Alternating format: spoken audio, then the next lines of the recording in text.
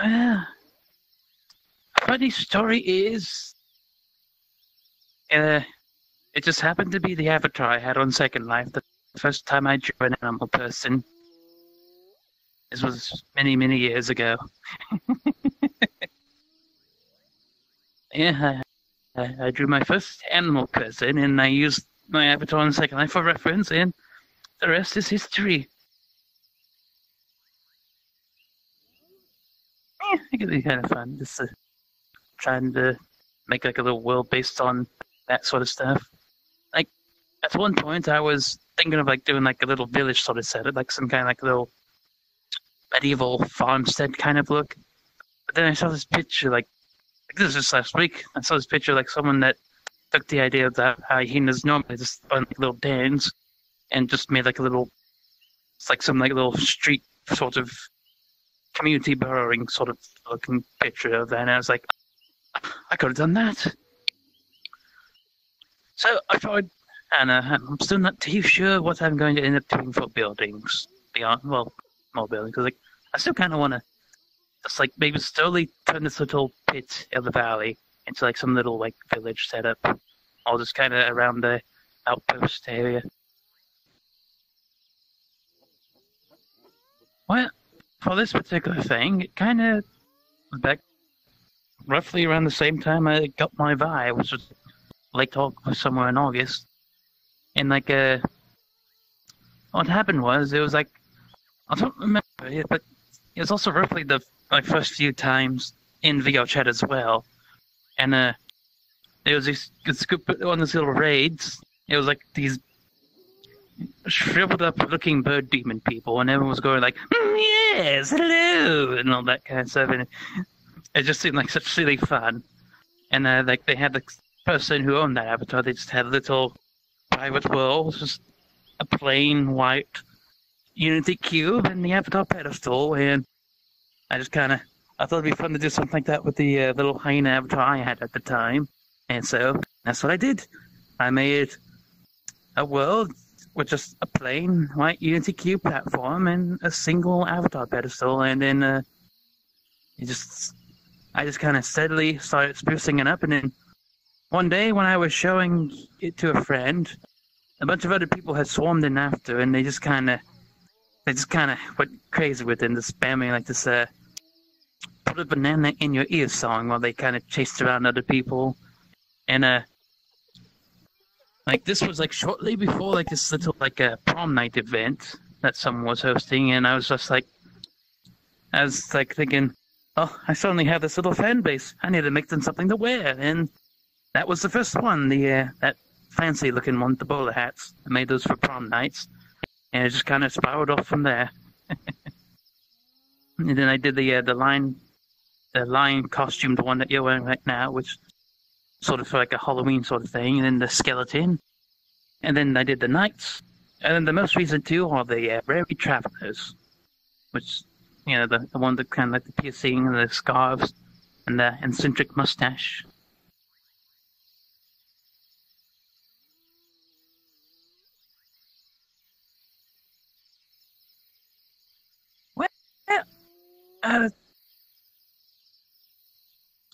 Well, I still want to try to keep a somewhat like old-fashioned sort of feel, like this weird mix of medieval and Victorian, and it's kind of a mix and it's just kind of a mix and match of various different fashion of time of eras that are kind of like just kind of pushed together. You know, that's I admit that's kind of the dark secret of it all. It's the ultimate self-insert, the entire world, instead of just a single character. Yeah, it's kind of a mix of just a bunch of different stuff I like. But as for future avatars, well, first I want to make a new base model that I can kind of build off from that one, a bit more solid, and has its own single texture and all that. And then I just kind of build clothes on top of that and just kind of turn it out that way. And also let me make it a bit easier to do like eventually like customs and requests.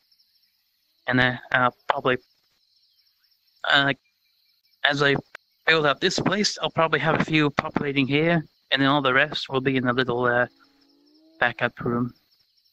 Like all those recolors, for example, for like so that way there's more variation, since I can't really... It would be nice if there is a day when we could actually have like some like little like color wheel you can bring up and be able to like select different parts and just change the colors that way. And then ideally, I'd basically just want to make an entire character customization system built around the hyena character. At this point, I need to make myself like some grandpa hyena model. I am the grandpappy of all the hyenas. I'm probably going to try like replacing with like some like rock formation or something, just kind of like a monument, just to sort of since the zebra leg, it was at the time it was just as small as I had lying around. Zebra leg, little like toy, little wooden toy, and hyena plush, and the spears. And that was just a bunch of stuff I made back on Second Life, and along with the toy maker, I just kind of stuck into here. Oh yeah, that's another thing. These all started from that little toy maker, the one that has a little sideburn and the glasses and the apron. That's the. I made it back in December last year. Actually, I was thinking about doing something Christmas themed, and yeah. And then jump to later in the year. I hop onto High Fidelity and spruce it up to work on there, and then some more sprucing up into VRChat, and then, like I said, I just kind of, that prom night was coming up. I had like half a day. It was in a few hours, so I just quickly rearranged some stuff, added the hat, and just whipped out the texture for those fancy fashionable duo over there. And yeah, actually the lion match you get on, that's also from Second Life. So it was another quickie that I can just try to quickly throw together.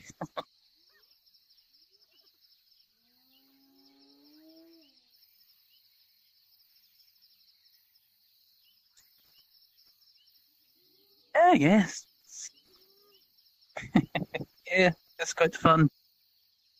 Since I don't really have much of skills in the other departments, like honestly, even now this is like world building stuff that's still pretty new for me.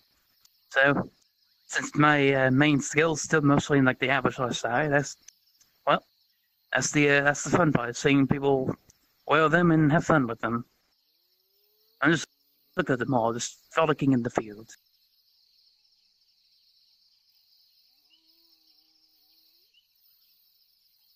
Yeah, that happens sometimes. But plenty more where that came from. I am the hyena of many faces.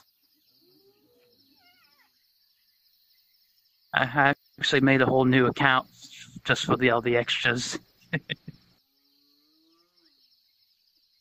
So, what was you asking? Huh?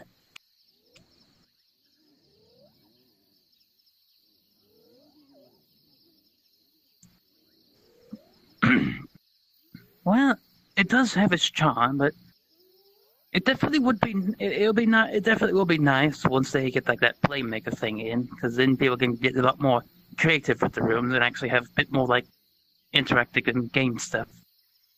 Since at the moment it's mostly just kind of standing around and socializing.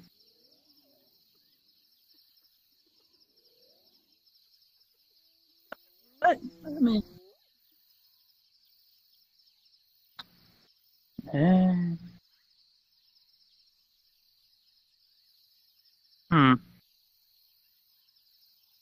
Well, if for someone new to VR, be sure to take a break for a day or two if your vision feels a little funny. Because, like when I first got it, that's what I did. Like, if I was on it for a bit and like I'd be kind of like looking around, just it wasn't really like bad. It was just something that felt funny, I guess.